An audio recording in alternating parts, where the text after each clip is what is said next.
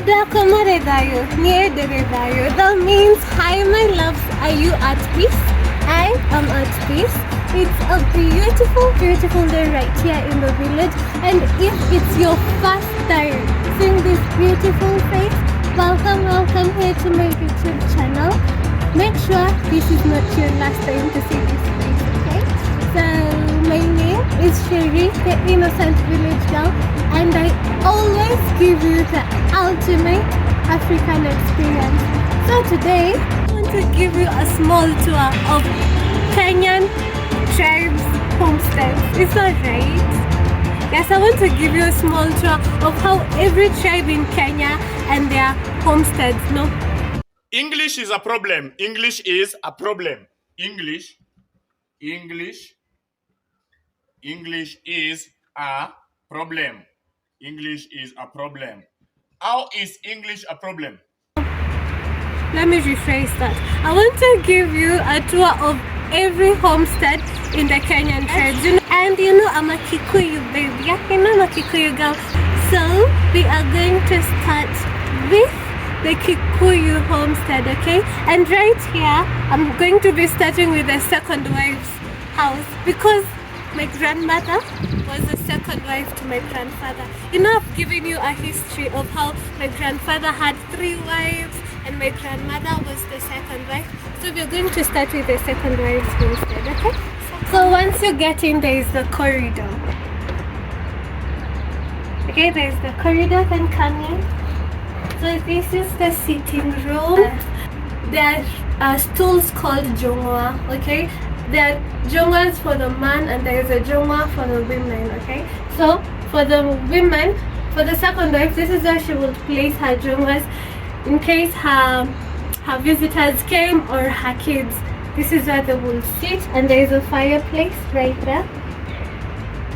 This is where she will sleep. Okay, this is where she sleeps. So this is what the second wife's house looks like. It's big, but it's not as big as the first wife's house. I'm going to take you to the first wife's house, and it's made out of sticks and grass, okay? Sure.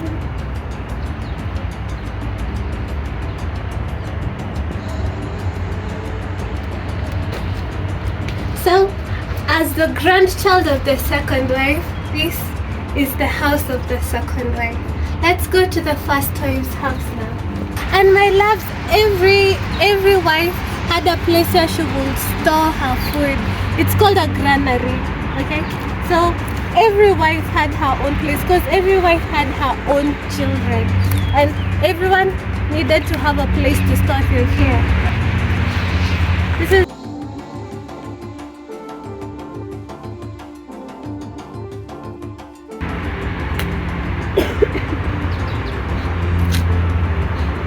if you look closer, you will see that the first wife's house is bigger than the second wife's house, okay? And hers has more space. Even on the inside, you can already tell that the first wife's house is way bigger. Her living room area is so huge. And this is where she will sleep.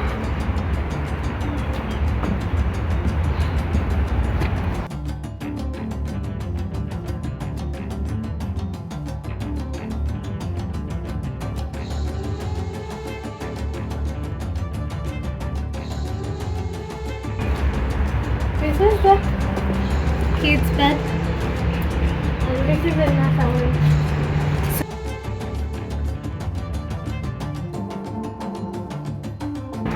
In my family, my first grandmother, she had 6 children. So 6 children were supposed to fit here and on the other side. So for every child, they would place three kids, okay? 3 kids here, 3 kids there. And the second wife, I'll give you an example with my grandma. The second wife had 12 children. That is my grandma. So in that house, she would fit her and her 12 kids. So 13 people in that room. The first wife, due to the respect of her being the first wife. That is why she has a bigger house. So in the Kikuyu culture, it's not the husband who had to go and look for the second wife or the third wife.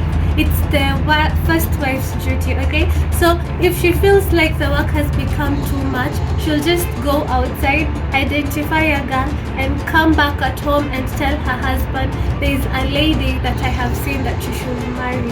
And then the husband will just go and pay the bride price, and then the girl will be brought home. So you see, polygamy is still allowed. For me, I feel like polygamy should still be allowed. I would advocate for polygamy. I don't mind being a second wife. If my grandmother was a second wife, I don't mind being one. Okay. So this is the third wife's house, which is a little bit smaller.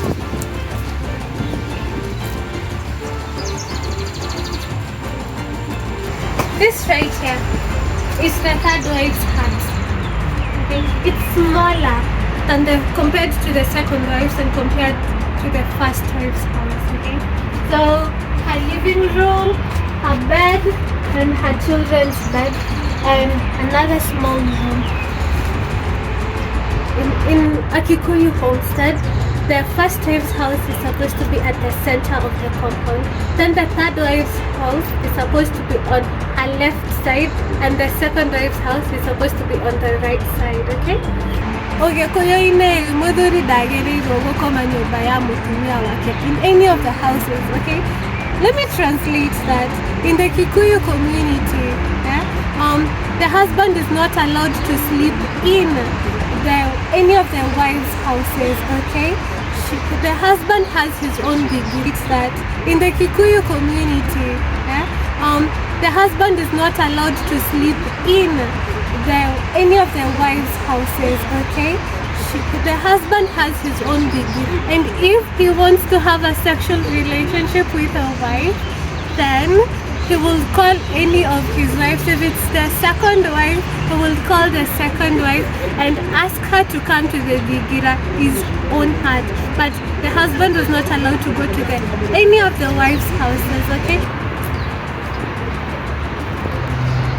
And it's quite big, and it has a bed. This is basically where the boy, not the boy now anymore, the man was allowed to sleep. It is a taboo up to now.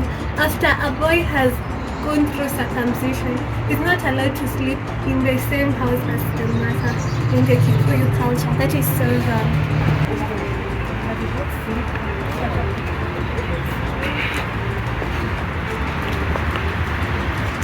So this is the first wife's granary. A granary is where they store food. Don't forget that. And then there is a cattle there.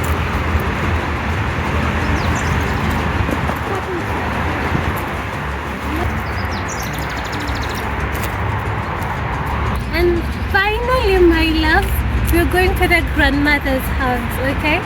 So this is the main gate, okay? And the grandmother's house is literally here. So you know, grandmothers, once they get old, they don't sleep. I don't know if it's just my grandmother or it's every grandmother in all over the world. I don't know. But for me, I know that my grandmother doesn't sleep. And so the reason why the grandmother's house was set right here in front of the entrance was because in case of any danger, because most grandmothers don't sleep, I know mine doesn't sleep, they will alert the homestead of any danger. That is why once you get inside the gate, this is her house.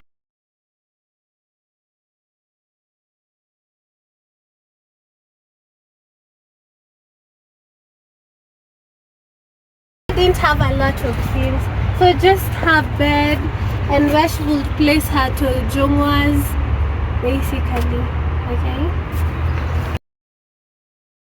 And I've already told you, the reason why the house is just right next to the door is just in case of any danger.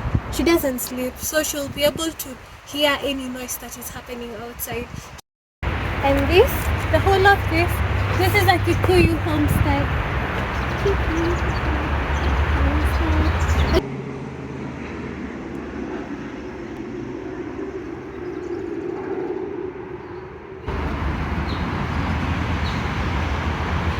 And so my love, thank you so much for coming. Thank you so much for watching my video.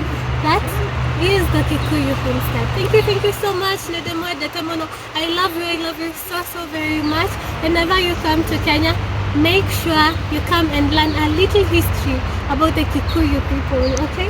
So, asanteni sana kwa kukuja. Bye, nawapenda.